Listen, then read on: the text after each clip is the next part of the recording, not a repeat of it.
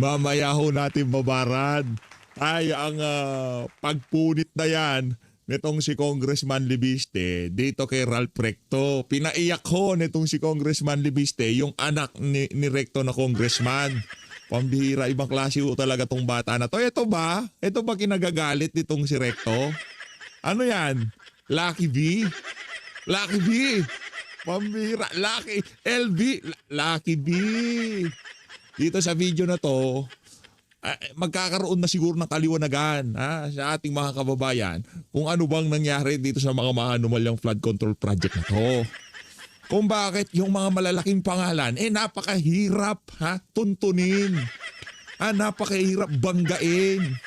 Ito, nabasa ko lang naman sa social media. Hindi naman ho siya sinasabi natin ito'y katotohanan o kung ano paman. Di umano ito yung basa ng ating mga kababayan sa mundo ng social media. Hindi ito galing sa atin. Binasa lang ho natin yung mga komento na di umano ang dating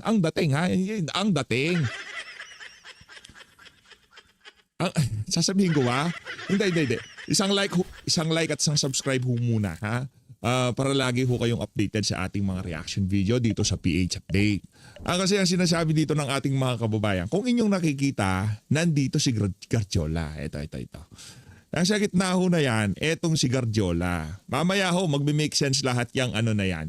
Yung larawan na yan. Ano ba, papakinggan na ba natin yung pagpunit nitong si Congressman Libiste dito kay Ralph Recto? O pag-usapan na ho natin itong napakaraming larawan na kung saan mamamataan ho natin na humihipak pa itong si Executive Secretary Ralph Recto. Yan, humihipak ho siya. Yung meron siyang sinusup-sup-sup-sup. Ano kaya sinusup-sup-sup-sup dyan?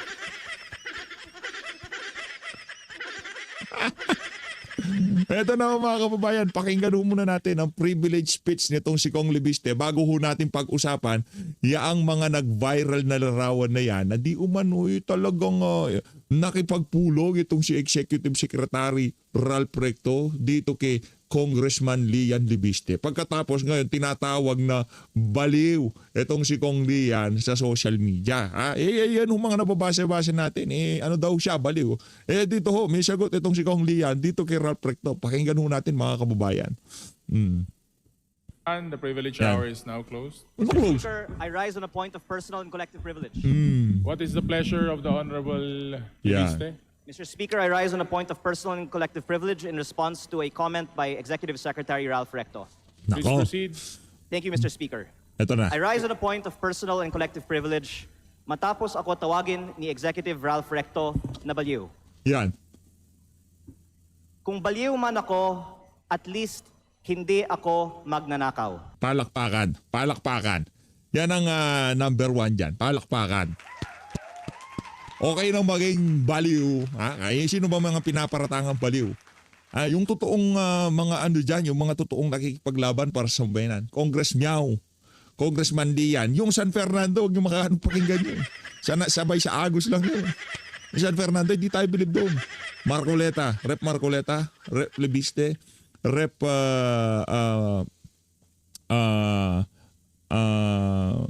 Rep Miao. Sila lang ho talaga, yung tatlo na nabanggit natin at yung BH party list. Hindi naman gaano ito talagang tatlo na to nakikipagbalagbagan to. Tila affected si Recto sa mga post ko tungkol sa kanya at si Congressman Edwin Garjola. Nako, At mabuti kung magpaliwanag na lang siya tungkol dito. May kinakalat din siya sa social media na ako daw ay may utang sa DOE na 24 billion pesos.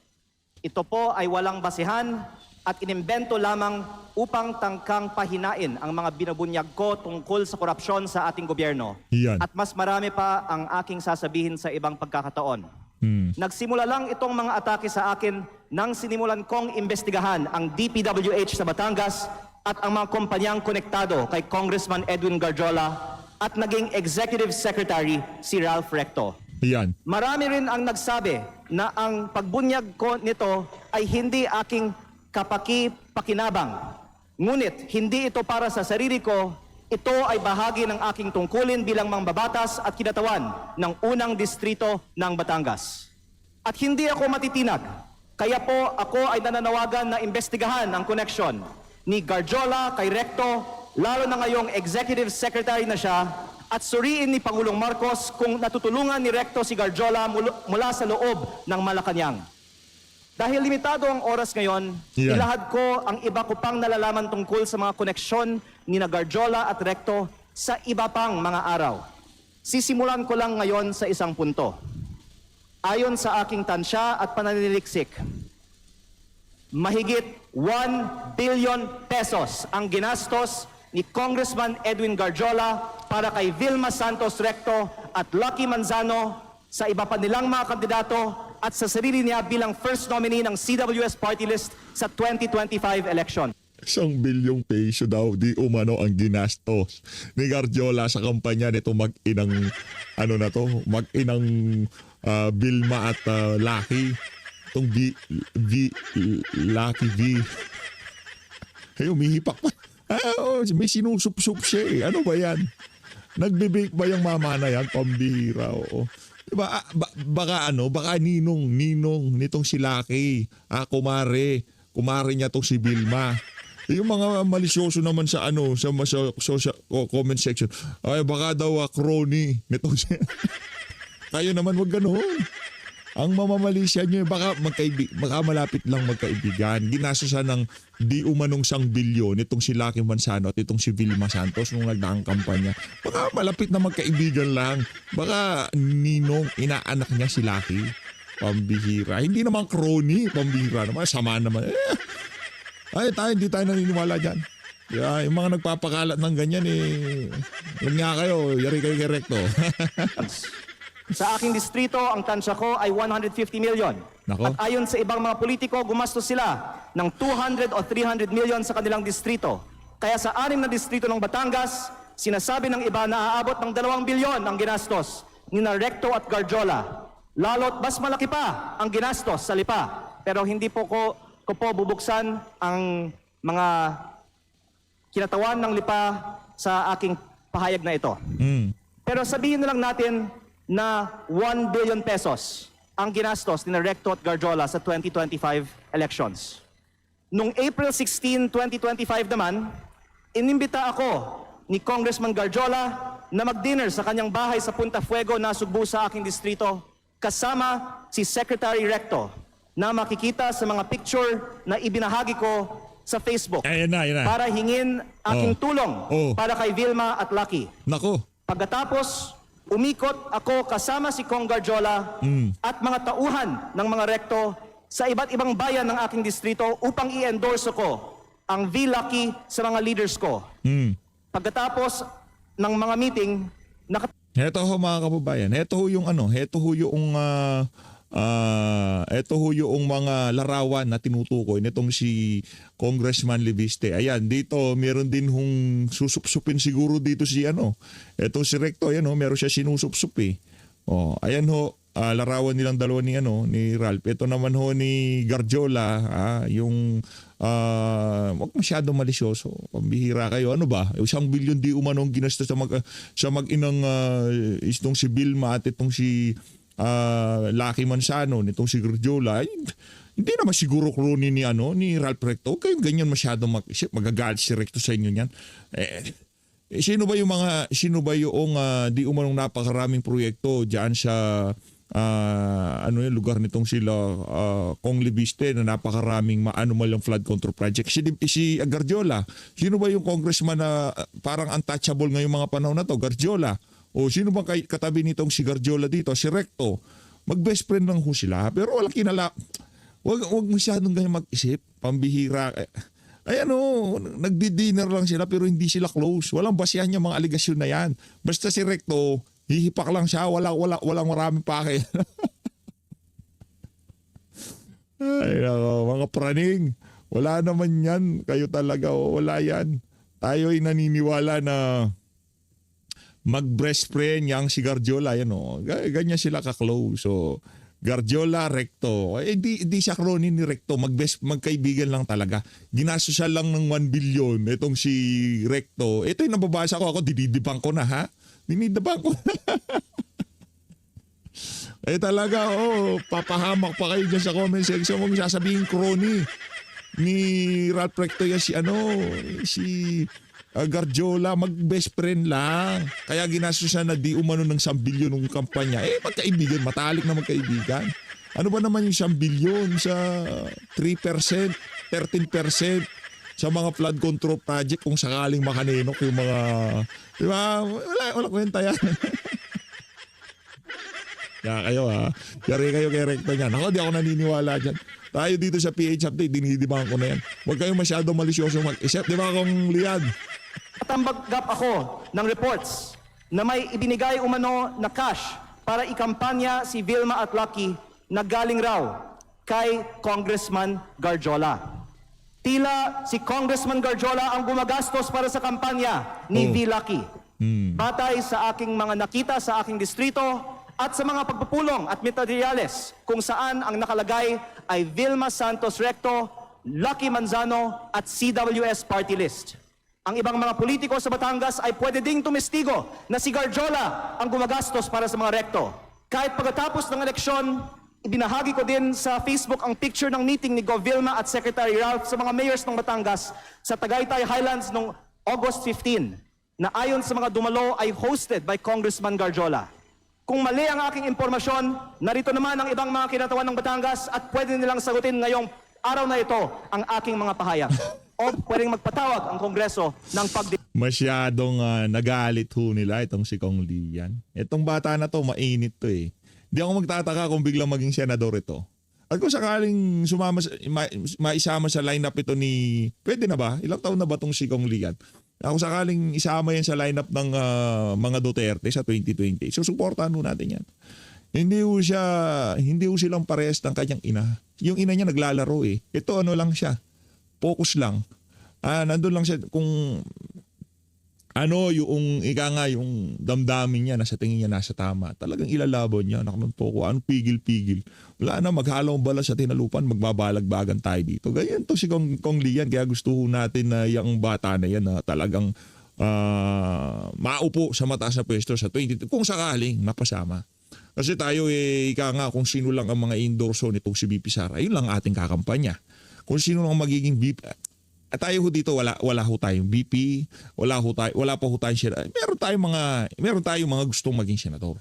Di ba? At sigurado tayo yung mga gusto natin maging senador, yan ang mga posibleng mga papasok sa lineup nitong si BP Sara. Di ba? Yung mga yan pagka pumasok sa lineup ni BP Sara, automatic na yan. Diba, matik na yan na talagang susuportahan ho natin, kakampanya ho natin yung mga yan dito sa PH Update. No, malapit na ho 2028, konting siyang kembot na lang ho, 2027. 2027, election season na ho yan. Kahit ano pa hong sabihin nila matagal, hindi, mabilis na yan.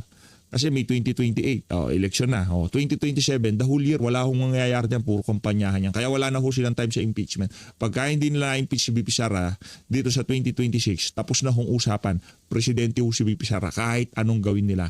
Kung sakaling tumakbo itong si Kong Lian at nasa lineup siya ni BP Sara, susuportahan ho natin yan. 100%.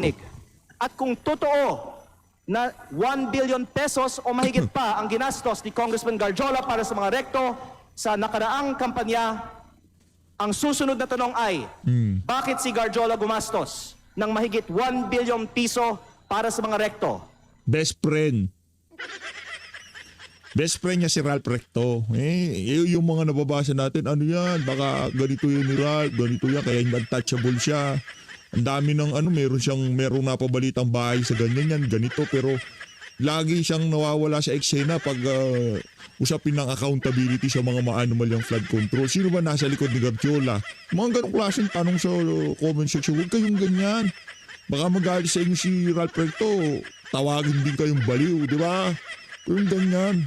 Sa alam ko dito, si Recto at si Garjola talagang mag-best friend. Kaya yun. Ito ba ay pagkakaibigan lang o may ginagawa ba si Ralph Recto as Cabinet Secretary of the Republic of the Philippines para makapaggastos ng ganito si Garjola? Nako. Sa aming dinner noong April 16, inalok ako ni Congressman Garjola na mag-partner sa kanya at kay Secretary Recto sa pagnenegosyo sa DPWH sa aking distrito. Sa sistema raw na ginagawa nila noon pa sa Lipa at sa ibang mga bayan. Tukuyin ang mga lugar para sa mga road opening ng DPWH. Sabihan ko daw sila pag meron akong mga nakita para makasama sila sa bilihan ng lupa. Kayang tumulong daw sa pagpondo ng mga proyekto ng DPWH si Secretary Recto. Yeah. Kaya siya ay nasa kabinete. Pambihira. At si Kong Garjola din ay malakas daw sa DPWH. At maaaring siya na ang bahala sa kontraktor. Yun pala. Sa ibang Pambihira. Yun pala yun. Kaya pala ano sila, si Garjola sa legislative, sa House of Representatives, si Recto naman sa executive, napakaganda ng kanilang tambalan, palakpakan. Yan ang mga galawan, di ba? Malulupit. ang pagkakataon, ipinagmamalaki din sa akin mismo ni Secretary Recto na bago niya pinapondohan sa DPWH ang mga bypass roads sa Lipa, kinokondisyon pa niya sa mga may-ari ng lupang dadaanan na magbigay sa kanya ng parte ng lupa sa mababang presyo. At iba't ibang mga tao ay nagkwento din sa akin Kapal na ng mukha ni gawain Ralph. ni Recto ito.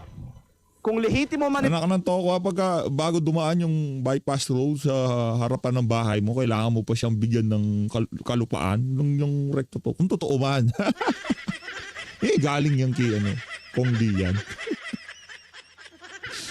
Ay, ano yung mga yun mga bala sibuyas kasi yan, di pwedeng banatan ng diretsahan kasi kayo na lang hubalang magbasa sa mga sasabihin ko dito sa video na to. ito, mabuti at maging Alam mo, transparent si Secretary Recto sa kanyang yaman. At kung ang ginagastos ni Kong Garjola para sa kampanya nila ay may kaugnayan sa pagiging kontraktor ni Garjola sa Batangas. At sa halip na tumigil ang mga ito matapos pumutok ang flood control investigations, mayroon bagong regional director, ang DPWH 4A na si Carolina Pastrana na dating Batangas 3rd District Engineer, ang distrito ni Congressman Garjola sa Mataas na Kahoy, Batangas, na sinabi ay pinili ni Recto dahil siya ngayon ay Executive Secretary na may hawak ng appointments sa Malacanang. Siguro naman hindi ito alam ni Pangulong Marcos, kaya inilalahad ko din ito ngayon sa Kongreso para makita ng lahat ang koneksyon ni Recto at ni Garjola at ang epekto nito para sa buong bansa.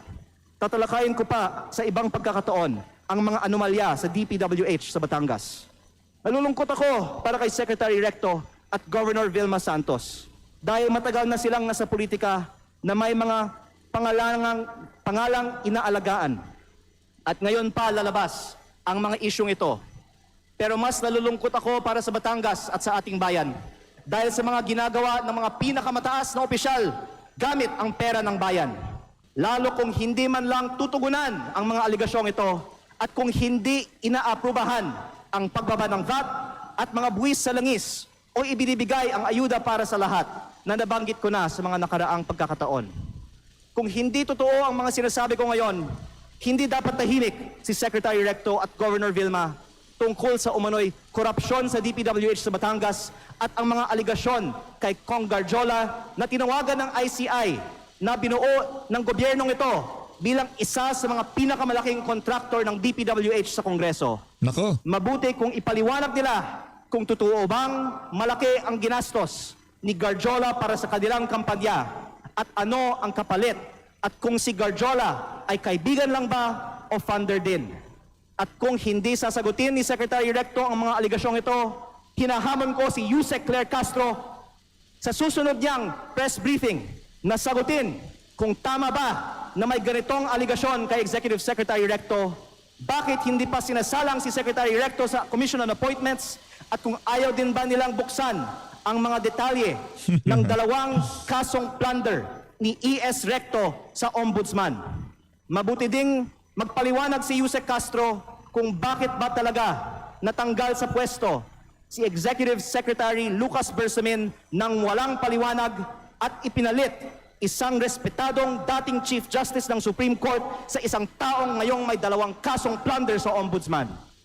Panghuli, hindi lingid sa atin na binomba ang kotse ni dating Batangas Governor Armand Sanchez. Mapanganib ang politika sa Batangas kapag malaking tao ang inyong binabangga. Kaya kung ito man ang aking huling pagkakataon, nais kong dagdagan, hindi lang DPWH ang posibleng pagkukunan ng pondo ni Recto at Garjola. Dahil ayon sa mga politiko sa iba't ibang mga bayan ng Batangas, Yan. ang nasa likod ng STL operator ng Batangas, Refresh Gaming, ay si Recto at Garjola, na ang isang humaharap para sa kanila ay si San Juan Vice Mayor Anthony Marasigan, kahit na iba ang mga tao sa GIS ng kumpanya. Habang nasa kabinete ng Republika ng Pilipinas si Secretary Recto, mayroon bookies o second table ang Refresh sa kanyang sariling lalawigan. Kaya nananawagan din ako sa Kongreso na imbestigahan ang operations ng Refresh Gaming Corporation sa Batangas. Ang mga politiko sa Batangas ay maaaring tumestigo na dahil si Governor Vilma Santos ay nasa Yan. Kapitolyo, si Executive Secretary Ralph Recto sa Malacanang, at suportado sila ni Congressman Garjola, kompleto ang makinarya para gawing negosyo ang Batangas. Nako! Kaya baka hindi Ginawa ba negosyo ang Batangas? Itong si Recto at itong si Vilma Santos. Pambihira naman. Oo.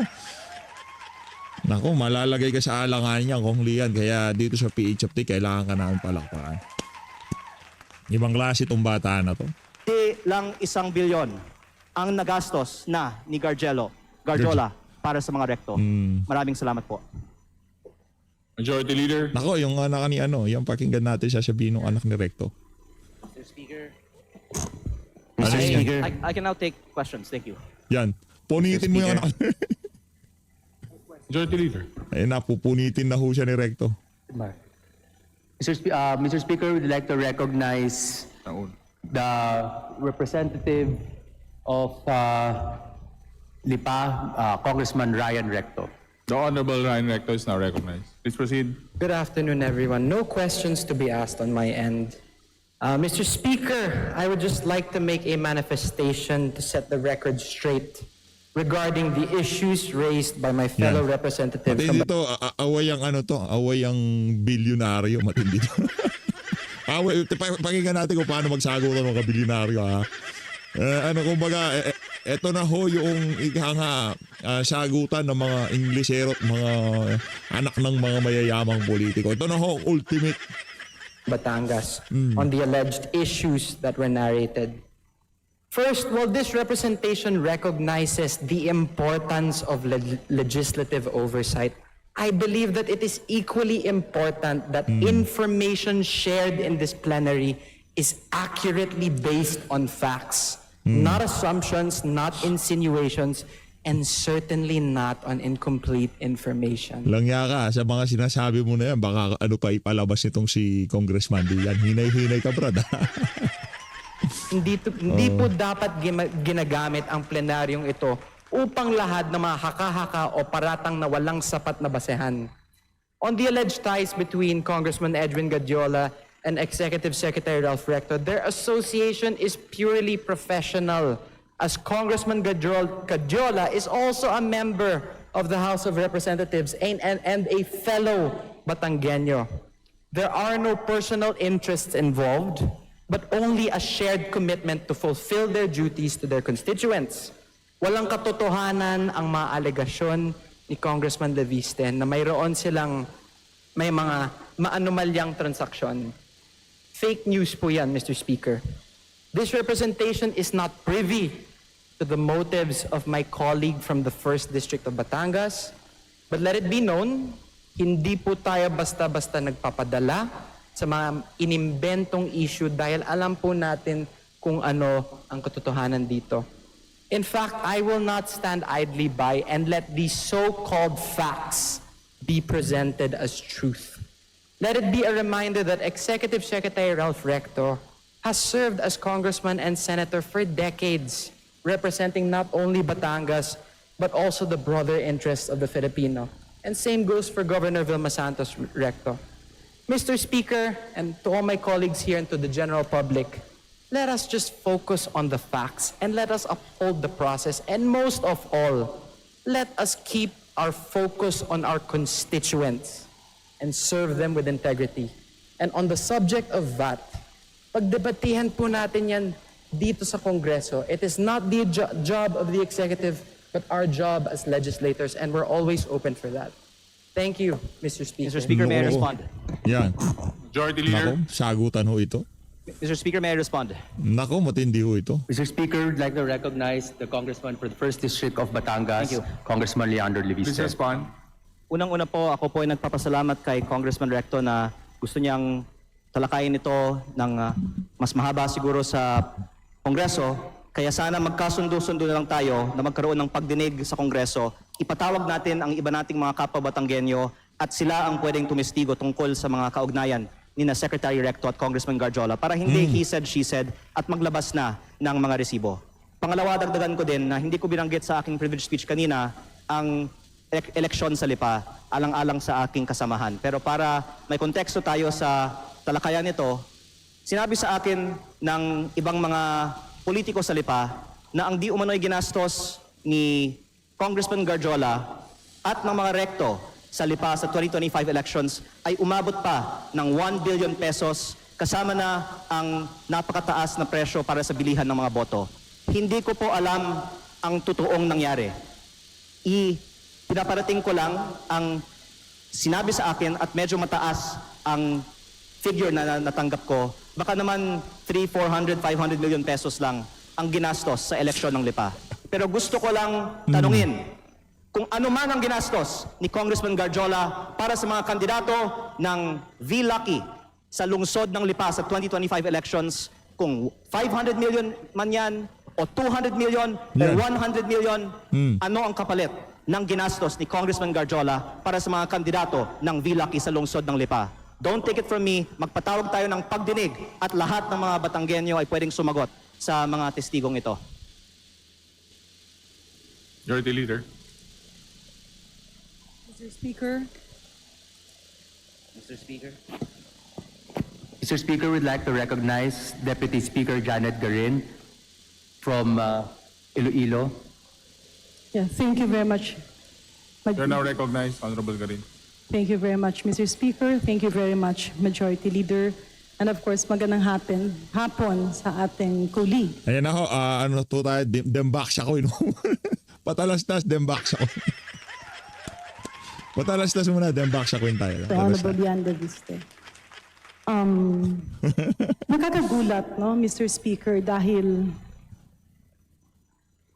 nakita ko yung magandang relasyon ng mga taga-Batangas. And I also believe na kaakibat ng progreso ng isang probinsya ay ang pagsasama-sama ng kanilang mga lideres.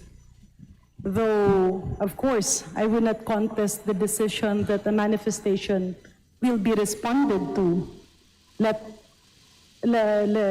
Balikan lang po natin na nagulat kasi ako dun sa mga sinasabing gastusin na umabot ng bilyon-bilyon. Did I Nako. hear the Honorable Leandro Opo, Leviste pero right? in fairness po sa mga Recto, sa buong bansa naman bilyon-bilyon ang ginagastos ng mga tao para manalo sa mga eleksyon.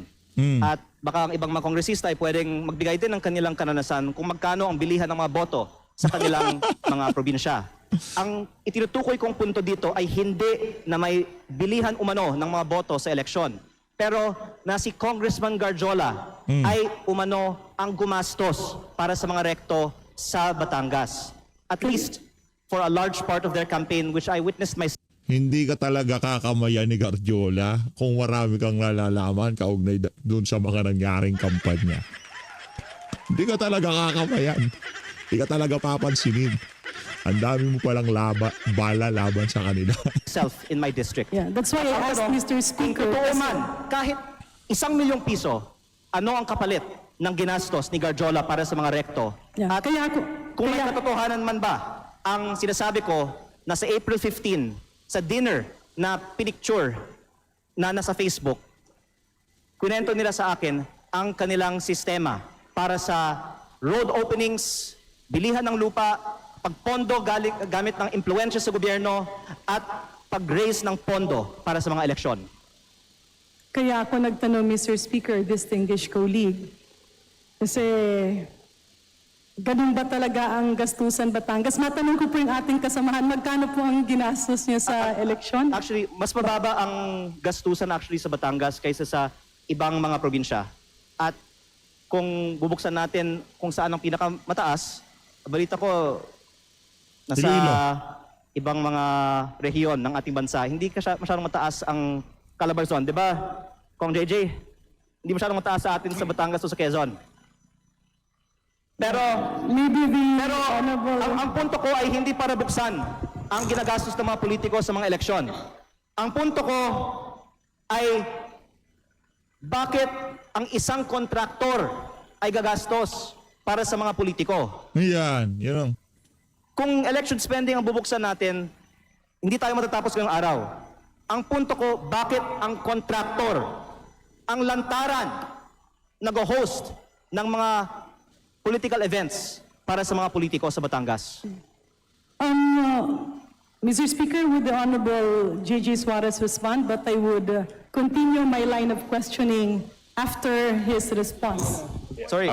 Before we continue, let's put a little order here. Huwag nating gawing free for all to, please. Ang punto ko, Honorable kung members anong of this ginagastos sa House. Quezon o sa Excuse me, Batangas, I'm addressing mas the floor, mababa sir. naman. Kasi Order. probinsya. I'm addressing the floor. Let's put a little order and let's put Little order. Puro naman kayo magnanakaw dyan. Loko-loko. a little respect with our colleagues. Little order. Honorable JJ, please respond. You were called out. Yeah, thank you very much, no, Mr. Speaker. I Galit found it a siya, little bit si- offensive that all of a sudden a dear colleague of mine would call out my name during his collective and personal privilege. But nevertheless, no, insofar as my name was called and he asked me, let me just respond with a Magkano? few queries Magkano ang boat buy? Hindi. Magkano ginastos mo? of clarificatory in nature. Am I allowed, Mr. Speaker? Please proceed. Kanina po na pinakikinggan ko ang pananalita ng ating kinatawan mula sa Batangas. Binanggit niya na may mga halagang ginamit sa kampanya. Totoo po ba ito? Opo, na ang mga leaders Meron sa po aking ba distrito- tayong Yes. ebidensya na magpapatunay?